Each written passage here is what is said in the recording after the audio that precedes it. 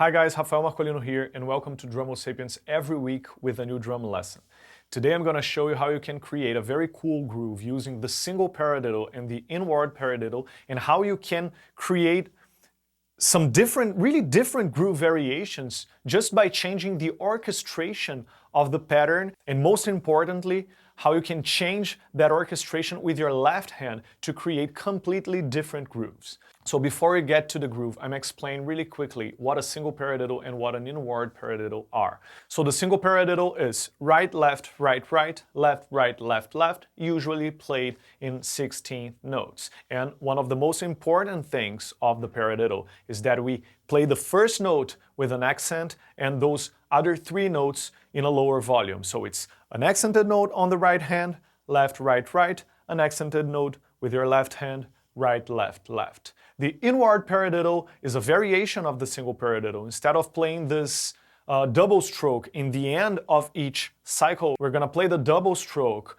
on the second and third notes of every cycle. So the inward paradiddle is right, left, left, right, left, right, right, left. And again, accenting the first note of each 4-note cycle. So it's an accented note on the right hand, left, left, right, an accented note with the left hand, right, right, left. Those dynamics, these accented notes, are really important when you are transforming paradiddles in grooves.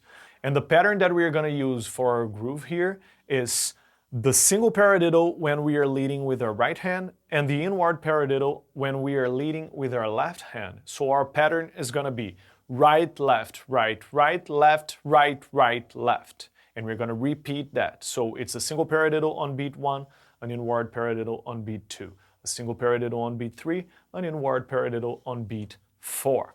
So it's really important at first that you get used to this pattern, playing with your right hand on the hi-hat and your left hand on the snare drum, paying attention to those dynamics to transform that into a groove. So for now, we're not going to play the kick drum, just get used to this pattern with our hands.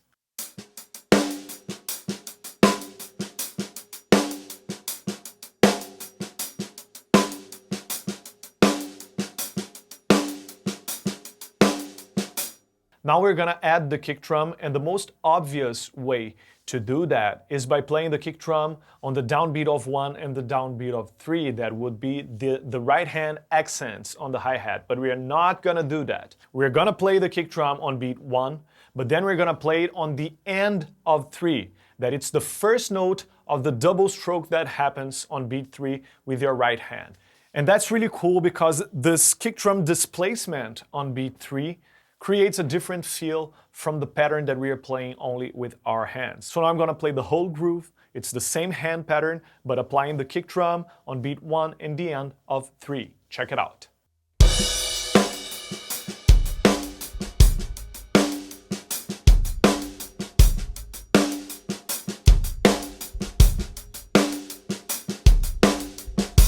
And I'm going to show you a couple of different orchestrations that we can apply to this pattern. So instead of playing the right hand on the hi-hat, now we're going to play the right hand on the right cymbal. And we're going to keep those accents with our left hand on the snare drum because it's our backbeat. We're playing those accents on beat 2 and beat 4. But instead of playing ghost notes on the snare with the other notes of the left hand, now I'm going to play my left hand on the hi-hat when it comes to the notes that we are not accenting with our left hand. So it creates a different texture, it brings a different texture to the groove. This relation between the right cymbal and the hi-hat creates a complete different feel to the groove. Check it out.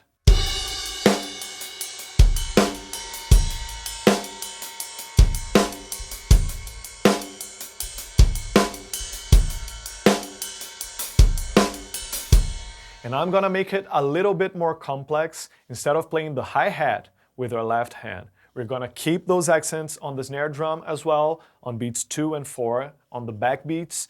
But now we're going to play the toms with our left hand, with those other notes that are not the accented notes, that are not the backbeats. So let's look at each note that we are playing. So on beat 1, we play right, left, right, right. This left hand note that we play between beat 1 and the end of 1, now we're going to play on the floor tom. On beat 2, we play left hand on the snare, 2 notes with our right hand, and another note with our left hand between the end of 2 and beat 3. That note we're gonna play on the first rec tom. On beat 3, we play right, left, right, right. So this note that comes between beat 3 and the end of 3, we're gonna play on the second rec tom. And on beat 4, we play left hand on the snare, 2 notes with our right hand, and the left hand note that we play between the end of 4 and the next one, we're gonna play again on the floor tom. So now we're gonna move our left hand in a completely different way. So I recommend that you try to play that really slowly at first, but it creates a really cool sound. We play kind of a melody with our toms. It's really cool, it's really different from the other examples. Check it out.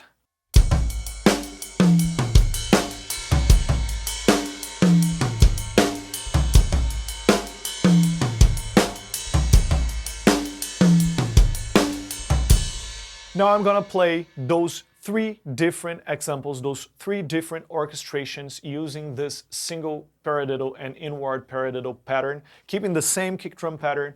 I'm just gonna play those 3 examples in a row for you to listen to the difference between all those variations.